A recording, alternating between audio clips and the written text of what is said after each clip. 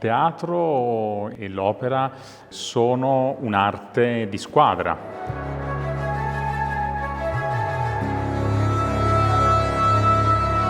Bisogna far comunicare i reparti, il lavoro inizia molti mesi prima rispetto a quando arriviamo in teatro. Sottolineo il discorso appunto di fare squadra perché è molto bello poter lavorare in un clima che faccia crescere e amplificare tutto quello che è stato il lavoro fatto in precedenza.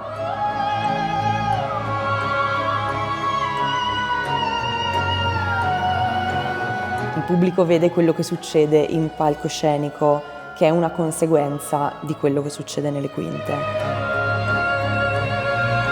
Il teatro è un'enorme macchina dove ogni componente è parte di questo enorme ingranaggio che deve funzionare bene veramente in ogni sua parte, farla vivere in tutta la sua bellezza, in tutto il suo splendore.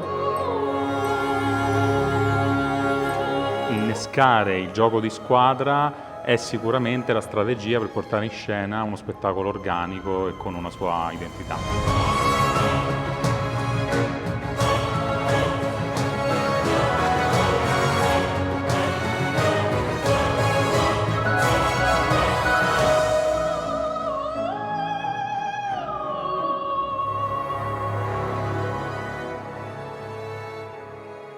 Il direttore d'orchestra ha tanti compiti. Una delle difficoltà più grandi appunto è quello che in gergo si chiama mandare insieme buca e palcoscenico.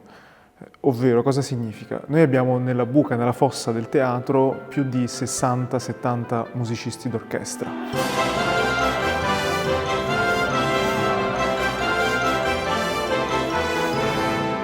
E bisogna in qualche modo unire questi 60-70 elementi e le loro sensibilità e visioni anche quindi interpretative sul brano nello specifico, unire in un'unica idea.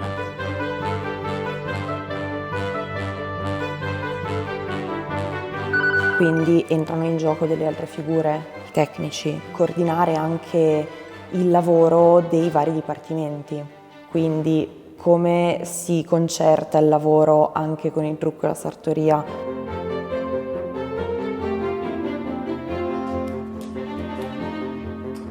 Poi cos'altro c'è? C'è tutta una massa di artisti e di persone anche sul palcoscenico. Abbiamo i cantanti innanzitutto, i cantanti solisti, il cast, i personaggi principali e abbiamo il coro.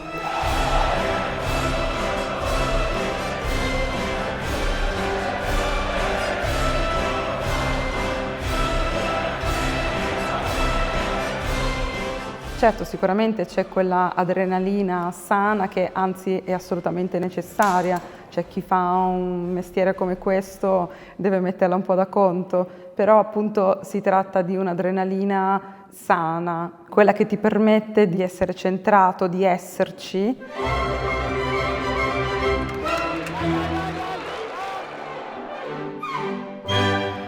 Il compito del direttore, come quello di un allenatore di calcio, è quello di saper gestire tutte le personalità di un'orchestra per arrivare all'ultimo fine, che è quello della buona riuscita di uno spettacolo. Tutti abbiamo lo stesso obiettivo e bisogna cercare di arrivarci insieme.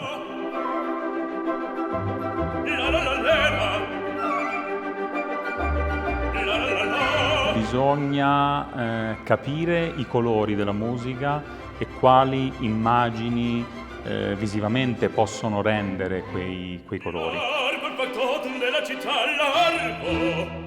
Lo spettacolo dal vivo per sua natura ha quella componente di imprevisto, può succedere qualsiasi cosa. Una parte importante del mio lavoro è anche essere pronta a trovare una soluzione una volta emerso un problema. Per un barbiere di qualità. Mi piace tanto fare appunto questo confronto con il mondo del calcio, la squadra di calcio, l'allenatore. La grande differenza che devo dire è che mentre l'allenatore poi durante il momento della partita, che è il momento clou di tutta la preparazione, il punto di arrivo, l'allenatore sta in panchina e dà indicazioni, magari può anche urlare, decide delle strategie tecniche, ma rimane comunque in panchina, quindi non prende attivamente parte alla partita. La differenza è che il direttore d'orchestra invece prende attivamente parte alla serata, allo spettacolo, perché deve gestire proprio dal punto di vista proprio corporeo e fisico tutte le masse dirigendo. Ci sono serate in cui tutto può andare liscio, ci sono serate in cui magari c'è qualcosa che va storto, come in una partita normale, ma la responsabilità sarà sempre quella del direttore d'orchestra, come nel mondo del calcio la responsabilità sarà sempre quella dell'allenatore.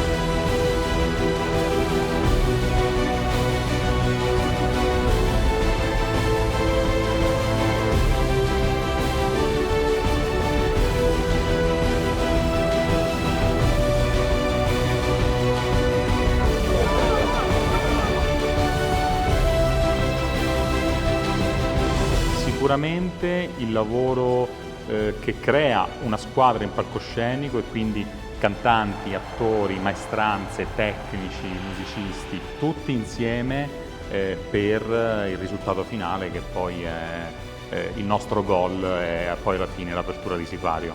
Se tutto ha funzionato bene, tutti i piccoli ingranaggi di questa macchina lavorano in concerto tra di loro e quindi si porta a casa lo spettacolo senza problemi.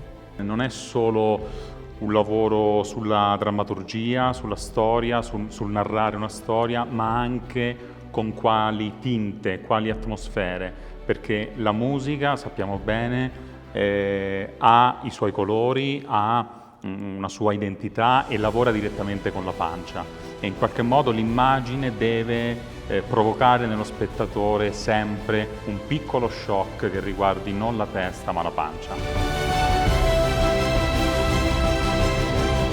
E poi il debutto, e incrociamo le dita.